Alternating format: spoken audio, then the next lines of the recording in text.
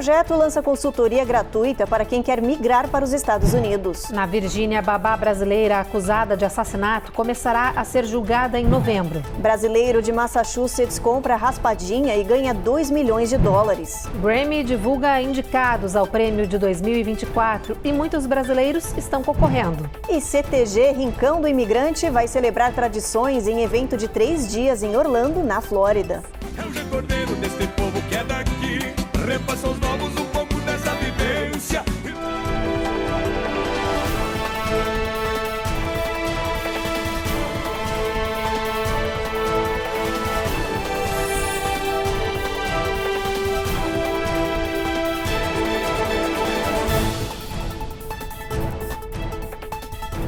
Olá, boa noite. Boa noite. Cresceu em 50% o interesse de brasileiros por vistos norte-americanos para estudar, trabalhar ou até morar aqui nos Estados Unidos. E por causa dessa alta procura, foi criada uma consultoria gratuita que promete tirar todas as dúvidas do imigrante brasileiro. A reportagem é da Eloá Zen. Todos os dias, 800 brasileiros deixam o país. São 5 Boeing 737 lotados de quem parte em busca de uma vida diferente. Entre os anos de 2021 e 2022, o aumento de imigrantes brasileiros foi de 4%, segundo dados da Secretaria de Comunicação Social do governo. Os Estados Unidos seguem como principal destino de quem deixa o Brasil, e muitos deles chegam aqui sem a devida documentação. Com 187 opções de vistos, a falta de autorização para ficar e trabalhar em solo americano não significa que não há oportunidade, mas sim falta de conhecimento. Um dos maiores desafios que a gente percebe aqui é o imigrante que desconhece um pouco como funciona o sistema americano, essa transição, né, do sistema brasileiro para o sistema americano, que obviamente, apesar de serem duas economias capitalistas, tem grandes diferenças. Então, tanto na parte, obviamente, de investimento, quanto na parte relacionada a imóveis, quanto na parte relacionada à profissão. Então, esse é o grande desafio, né? Muito comum nós percebemos o brasileiro que migra, né, sem a atenção devida, sem aquela assessoria profissional por trás desse imigrante que vem auxiliá-lo, né, a ter um êxito maior, né, do que simplesmente vir por conta própria e incorrer na possibilidade aí de cometer erros que podem ser retornáveis, né, que podemos consertar, sanar esses erros, e também erros que às vezes são mais complicados de serem resolvidos e sanados, que pode acarretar um dano maior. Para evitar novos e velhos erros e para ajudar brasileiros que desejam emigrar, profissionais de diferentes setores se reuniram na criação do projeto Hora de Migrar. A ideia é oferecer uma primeira consultoria orientacional gratuita através do site horademigrar.com.br. Podcasts e outros materiais de apoio e comunicação também serão disponibilizados pelos envolvidos. O Hora de Migrar é um projeto extremamente interessante porque visa, na verdade, todo o auxílio a quem pretende migrar para os Estados Unidos. Então, é um processo onde você tem a parte jurídica, claro, que é a parte de imigração, que é obviamente a primeira parte, a parte mais importante, né, no inicial, mas também tem uma assessoria geral que ajuda a facilitar a transição entre Brasil e Estados Unidos. Então, é um programa bem interessante, é um programa que visa, na verdade, auxiliar, né, como dito, aquelas pessoas que estão começando um processo imigratório no sentido não só jurídico, mas também no sentido familiar, emocional e financeiro também. E atenção, brasileiros, quem tem o passaporte norte-americano, vem aí uma boa notícia. Entrou oficialmente em operação a renovação do documento via online.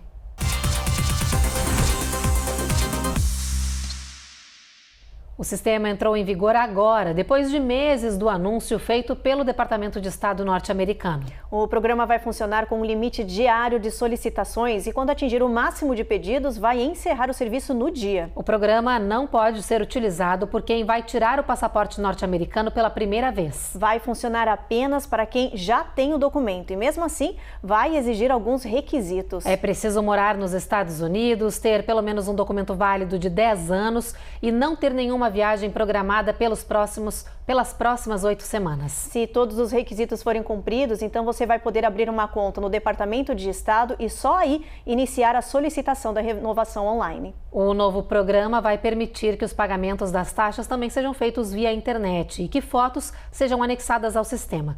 O site para renovação do passaporte é esse que aparece agora na sua tela. A brasileira que foi acusada de assassinato na Virgínia no ano passado finalmente vai ser julgada pelo crime. Vocês lembram desse caso? A gente mostrou aqui que a au pair Juliana Pérez Magalhães foi acusada de ter um caso com o patrão e matar a mulher dele e um amigo. Agora a data do julgamento foi marcada para o mês de novembro. O crime que marcou a Virgínia no ano passado finalmente se encaminha para uma conclusão. A partir de novembro, a Justiça vai analisar o que aconteceu nesta casa, onde vivia uma família norte-americana e uma babá brasileira. Juliana Pérez Magalhães, de 23 anos, está presa, assim como o patrão dela, Brandon Benfield. Ambos são acusados de matar a dona da casa, Christine Benfield, e um homem identificado como Joseph Ryan. Até agora, o que se sabe é que no dia do crime, Joseph foi até a casa da família para um suposto encontro com Christine, marcado por uma rede social. A família dela nega a versão, diz que Christine nunca usou esse tipo de aplicativo e que tudo foi uma armação de Juliana e Brandon. A brasileira contou à polícia que, ao chegar na casa naquele dia, viu um carro desconhecido na garagem e ligou para o chefe, que foi ao seu encontro. Os dois teriam entrado juntos na casa e alegam ter visto Joseph ameaçando Christine com uma faca. Então, Brandon teria ido até o quarto pegar uma arma e, quando o homem supostamente esfaqueou a esposa, ele atirou. Nessa hora, Juliana teria aparecido com um segundo revólver, atirando contra o peito de Joseph, matando ele na hora. Christine morreu mais tarde no hospital. Os procuradores do caso dizem que Juliana e Brandon estavam tendo um caso desde 2022 e que planejaram o assassinato. A acusação diz que os suspeitos visitaram uma loja 2 meses antes do crime e compraram a arma usada por Juliana. A dupla também frequentou um campo de treino de tiro. Além disso, em uma pré-audiência do caso, foram apresentadas provas de que os dois estavam vivendo juntos na casa onde tudo aconteceu apenas 8 meses após o crime. A babá brasileira alega autodefesa e diz ser inocente. O chefe dela, Brandon, segue preso e não se pronunciou sobre o ocorrido, nem diante do juiz. O Departamento Norte-Americano de Imigração anunciou mais uma queda no número de imigrantes detidos na fronteira sul. Só no mês de agosto, pelo menos 58 mil indocumentados foram capturados depois de entrar ilegalmente nos Estados Unidos. O Departamento de Imigração anunciou que atingiu o nível mais baixo de detenções na fronteira sul nos últimos 5 anos. No total, as patrulhas detiveram 58 mil indocumentados. A agência informou que a redução de prisões é de mais de 50% em relação ao ano passado e que isso é resultado das ações imigratórias impostas pelo governo Biden em julho deste ano. Na época, o decreto presidencial aumentou as restrições para pedidos de asilo e também determinou o fechamento da fronteira sul quando o número de solicitantes diários superasse 2.500 pedidos. O Departamento de Imigração também informou que o número de pessoas deportadas entre 5 de junho e 10 de setembro chegou a 13 mil pessoas. Os imigrantes foram enviados em 400 voos para mais de 140 países, incluindo o Brasil. No próximo bloco, aumentam casos de violência política nos Estados Unidos a 2 meses das eleições. E a gente mostra o caso impressionante de um assalto em um comércio de Atlanta, na Geórgia.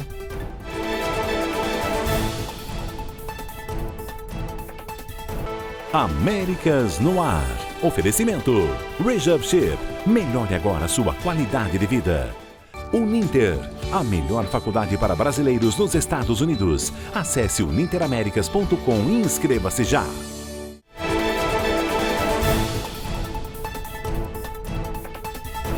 No Texas, a câmera de uma campainha de uma senhora gravou uma cena bem inusitada. A moradora de Port Arthur tinha pedido um delivery de comida, mas quem apareceu para levar a comida não foi o entregador, não. E sim um policial. Olha só a imagem do oficial batendo na porta para entregar a comida no destino final. Ele explica que o motorista do aplicativo de entrega, que estava a caminho da casa, foi preso. E como ele viu que tinha uma quentinha no carro sendo entregue, quis ir até a casa e garantir a janta de quem havia solicitado o delivery. Thank you so much. A cliente ficou um pouco nervosa no começo da visita inusitada, mas depois disse que estava aliviada e agradeceu o policial pela gentileza.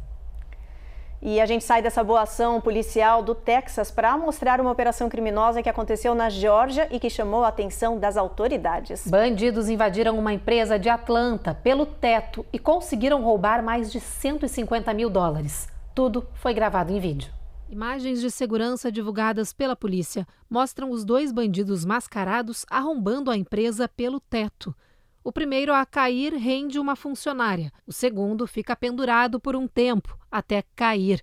Todos ficam agachados por uns minutos. A mulher tenta resistir, mas para ao ver que os dois estão armados. Em seguida, os homens forçam a funcionária a abrir o cofre e levam cerca de 150 mil dólares em dinheiro. A polícia diz que ainda está procurando pelos dois suspeitos que não foram identificados. Eles fugiram pela porta da frente. Este ano, a crescente onda de violência em torno das eleições norte-americanas tem assustado as autoridades e também a população. São ameaças anônimas, cartas suspeitas e até ataques. O medo é tanto que muitas pessoas estão desistindo de trabalhar nos centros de votação neste ano. A repórter Giovanna Locatelli tem os detalhes. Pelo menos 36% dos mesários e diretores de centros de votação já anunciaram que vão ficar em casa nestas eleições presidenciais nos Estados Unidos. É o maior número de desistências em 2 décadas. E o motivo é um só: a violência. A temporada de 2024 tem sido repetidamente marcada por episódios e ações ameaçadoras. Em apenas 2 meses, o ex-presidente Donald Trump foi alvo de 2 tentativas de assassinato. Fake news sobre imigrantes em Ohio provocaram uma onda de ameaças de bomba em hospitais, escolas e prefeituras. Além disso, Massachusetts e outros 16 estados norte-americanos receberam pacotes com pó suspeito dentro, que em alguns locais foram identificadas como substâncias tóxicas. As cartas foram enviadas para repartições públicas e centros eleitorais. Essa onda de tensão política vem assustando muita gente e preocupando as autoridades. Muitos temem que o país esteja atingindo um novo patamar de intolerância, com a violência se normalizando no dia a dia. Escalada de tensão no Oriente Médio. Hezbollah ataca bases militares de Israel em vingança às explosões de pagers que feriram mais de 2.000 pessoas ontem no Líbano. Hoje, vários walkie-talkies do grupo também foram detonados de forma simultânea. Os detalhes com o repórter Matias Brotero. Um dia após detonações de pagers que deixaram mortos e feridos no Líbano, walkie-talkies do Hezbollah explodem em funerais de integrantes do grupo terrorista. Os restos dos walkie-talkies e as marcas deixadas nas paredes nesta casa no Líbano mostram a força da explosão. Explosões foram registradas em diferentes regiões do Líbano, incluindo locais onde aconteciam funerais de integrantes do Hezbollah, mortos ontem após a detonação de pagers. Ontem, ao menos 12 pessoas morreram e mais de 2.800 ficaram feridas. O Hezbollah acusa Israel de estar por trás dos ataques. Os israelenses não se posicionaram. Uma reportagem do The New York Times afirma que os aparelhos foram encomendados à fábrica Gold Apollo em Taiwan. O presidente da empresa disse que os aparelhos foram produzidos por uma companhia parceira na Hungria, que nega estar envolvida na fabricação de pagers.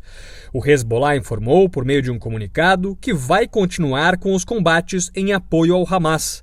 O ministro israelense da Defesa, Yoav Gallant, disse que o centro de gravidade da guerra está se movendo para o norte do país. Matias Brotero, de Tel Aviv, para o Américas no Ar. A seguir, saiba qual é a cidade de Nova York que está oferecendo dinheiro para quem quiser mudar para lá. E tem economia. A gente explica como o corte de juros anunciado hoje aqui no país afeta o bolso da população.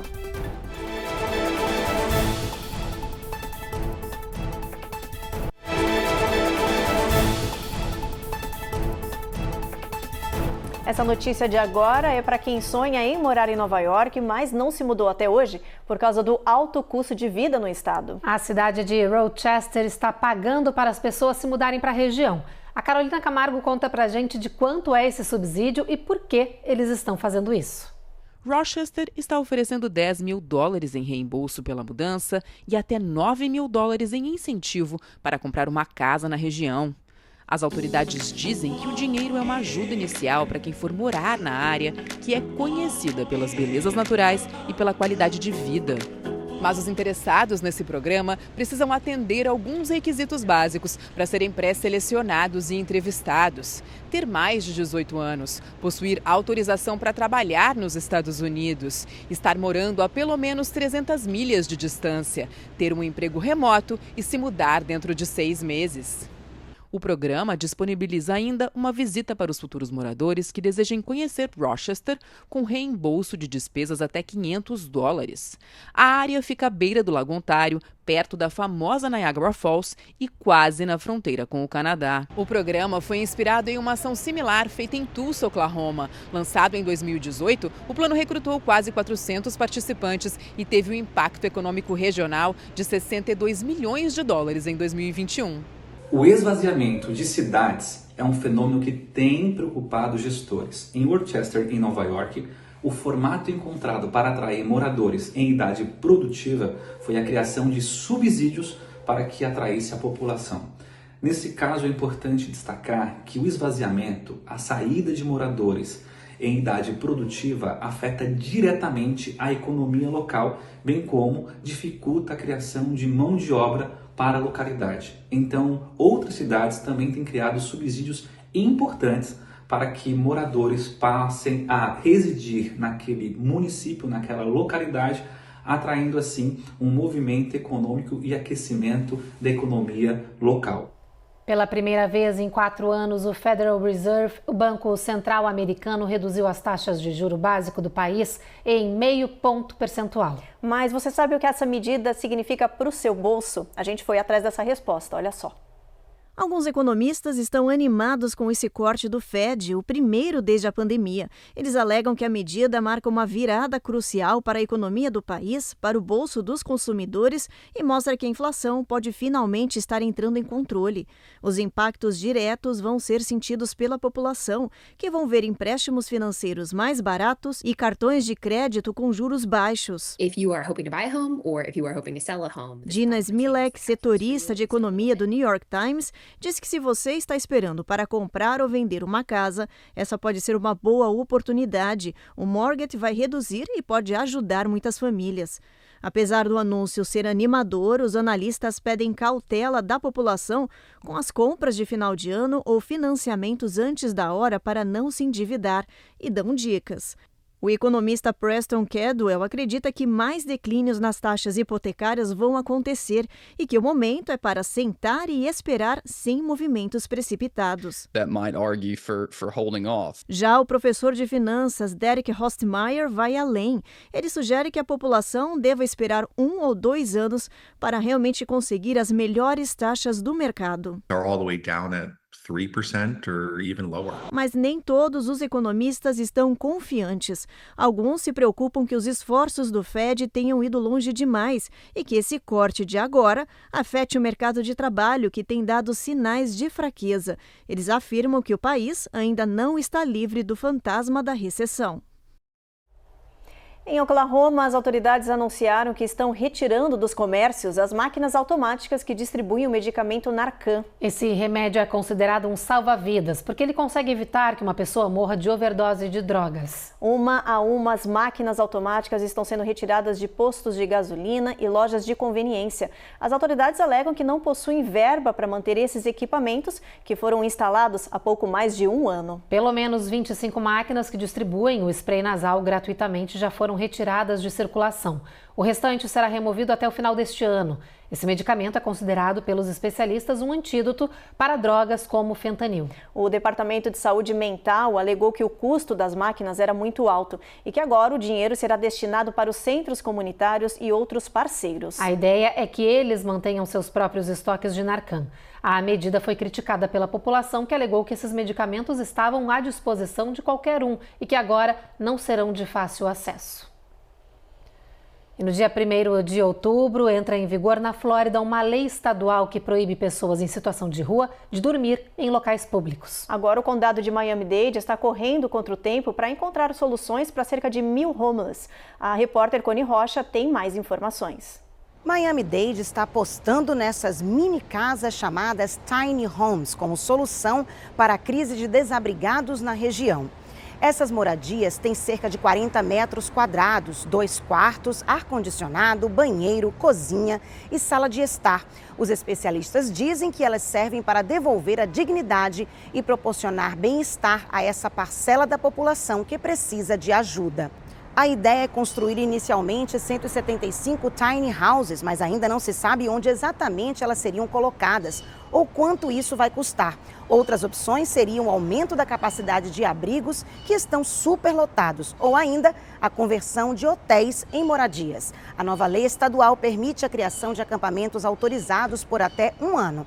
Mas a Prefeitura de Miami considera essa opção um risco para os homeless e uma alternativa cara. O prazo final para encontrar uma solução está acabando. A nova medida do governo da Flórida entra em vigor no dia 1º de outubro. A partir de janeiro do próximo ano, os moradores poderão processar os governos locais que não cumprirem as medidas. Depois do intervalo, a gente fala sobre os brasileiros indicados ao Grammy Latino, que acontece em breve em Miami. E aconteceu de novo. Um brasileiro acaba de ficar milionário após comprar uma raspadinha em Massachusetts.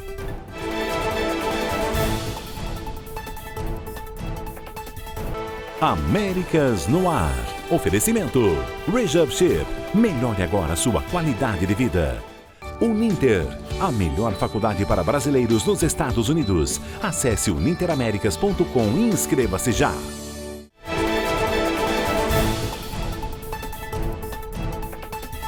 Agora o assunto é música, porque o Grammy Latino anunciou os indicados ao prêmio deste ano. Ao todo, são 58 categorias e, olha, muitos brasileiros estão concorrendo. Entre eles, a cantora Anitta, que disputa em 2 categorias. Uma delas, a de gravação do ano, com 1000 Veces. Outros brasileiros que também concorrem são Alok, Luísa Sonza, João, Glória Groove e Xande de Pilares. E o grupo Os Garotim foi indicado a artista revelação. A 25ª edição do Grammy Latino vai acontecer no dia 14 de novembro em Miami, na Flórida.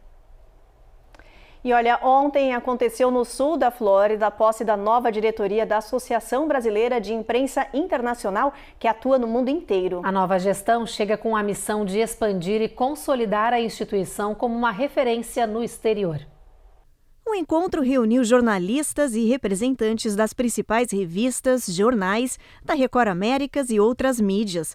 A noite marcou a posse da nova gestão da ABI, a Associação Brasileira Internacional, que agora está sob comando da jornalista Laine Furtado. Nós temos a representatividade da comunidade brasileira através da imprensa que divulga, que informa, que acolhe e que é parceira de entidades que representam a nossa comunidade aqui. A nova diretoria tem metas ambiciosas para os próximos 2 anos, como ampliar o alcance da ABI internacional, consolidar a visibilidade institucional, promover uma maior interação entre empresas e mídia brasileira, apoiar e dar visibilidade à imprensa no exterior e muito mais. Há 18 anos, a associação atua junto aos profissionais de comunicação em todos os continentes.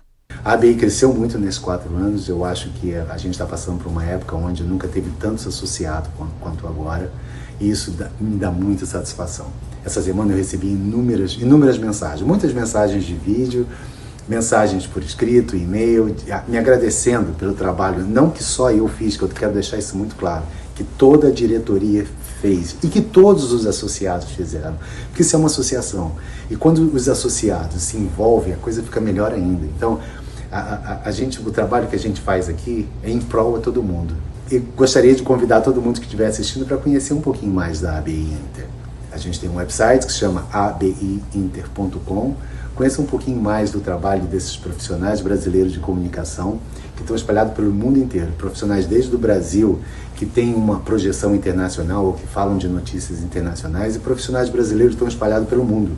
A ABI tem sócios no mundo inteiro. Em todos os continentes tem alguém que representa a mídia brasileira, que fala português e que está associado à ABI Inter. Nós temos uma relação muito próxima com a imprensa comunitária.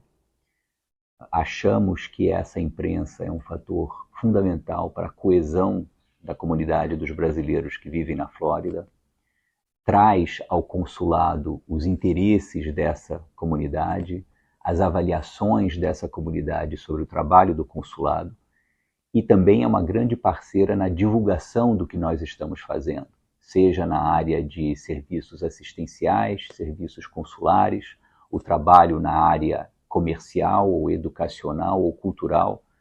Tudo que nós estamos fazendo em parceria com os órgãos da imprensa comunitária. E sempre que a gente precisou, por ocasião dos nossos grandes eventos, quando você precisa comunicar eficientemente para grupos grandes, como por ocasião da eleição presidencial de 2022, a imprensa comunitária foi uma parceira muito firme. Então fica meu agradecimento, a certeza que vamos continuar como parceiros, juntos, trabalhando e cooperando para o futuro dessa comunidade em expansão. Vamos dar uma olhadinha no nosso mapa, ver como é que vai estar a previsão do tempo para boa parte do país amanhã. A gente começa por Boston, que tem chuva nessa região. Nova York e Washington também. Olha, Nova York a máxima é de 76, a mínima de 64. Esse mau tempo continua em Norfolk e Charlotte. Somente Atlanta começa a ficar tempo nublado, aí sem pancada de chuva. Mas olha, na Flórida a gente já tem trovoadas ao longo do dia com máxima de 90 nessa área, mínima de 70. Essa chuva segue em New Orleans, mas em Houston dá uma pausa, Evelyn, com mínima de 75, máxima de 90. É isso, mesma situação ali em San Antônio, com um tempo aí similar. Em El Paso, mesma temperatura prevista, mas por lá bastante sol previsto. Já em Phoenix, no Arizona, bastante sol, máxima de 98, mínima de 74. Em Los Angeles, a gente tem previsão de sol entre nuvens e esse tempo encoberto segue por toda a faixa até o norte do estado, lá em São Francisco, com mínima de 55. Em Las Vegas, mínima, gente, de 68, máxima de 89, já mudando a cara, inverninho começando a se aproximar. E agora atenção, porque aconteceu de novo, viu? Um brasileiro ficou milionário depois de tirar a sorte grande na loteria norte-americana. Um morador de Marlborough, em Massachusetts, comprou uma raspadinha de palavras cruzadas lançada no começo deste ano. E ganhou! Olha aí o Leandro de Jesus segurando o prêmio de $2 milhões no momento em que ele foi lá reivindicar o bilhete. No ato, ele optou pela retirada em dinheiro na hora e com os descontos levou para casa $1.300.000. Testemunhas disseram que no dia o Leandro disse que vai usar esse dinheiro para ajudar a família, investir outra parte e comprar uma casa. A loja de conveniência que vendeu o bilhete ao brasileiro também vai ser recompensada em $20 mil. Sexta-feira, dia 20 de setembro, é o Dia do Gaúcho, uma data em homenagem a um dos episódios históricos mais importantes para os brasileiros do extremo sul do país. A Revolução Farroupilha, uma revolta regional contra o governo imperial do Brasil em 1835. E as celebrações desse dia não rolam só lá no nosso país não, viu? As comunidades gaúchas daqui dos Estados Unidos também fazem festa nessa data. E em Orlando, na Flórida, tem uma extensa programação para os gaúchos como eu e também para todos os outros brasileiros que quiserem se juntar com a gauchada. O Centro de Tradições Gaúchas Rincão do Imigrante existe desde 2017 e foi criado para difundir mais o tradicionalismo gaúcho em terras norte-americanas. É o recordeiro deste povo que é daqui, repassa aos novos um pouco dessa vivência. Na sede do CTG, em Orlando, na Flórida, as porteiras estão sempre abertas para quem quiser conhecer mais da cultura gaúcha ou matar a saudade de casa. E não tem data melhor para isso do que o 20 de setembro. E neste ano, os festejos Farroupilhas vão durar 3 dias, de 20 a 22 deste mês. Estão previstas muitas atrações. Vai ter show com Gabriel Augustin e Luca. Eu acho que ele me namora, ele acha que só rola diversão. E claro, vai ter churrasco e X gaúcho. Além de ato cívico com o acendimento da chama crioula, a divertida disputa do Grenal de Bombachas e a apresentação de dança com o grupo folclórico Arte Nativa. Tudo vai rolar no rancho Minha Terra, no meio da natureza. E quem quiser pode acampar por lá nos 3 dias do evento. O Jornal Américas no Ar termina agora. Vem aí mais uma edição especial de Apocalipse e a gente, claro, te espera de novo amanhã. Até lá. Até.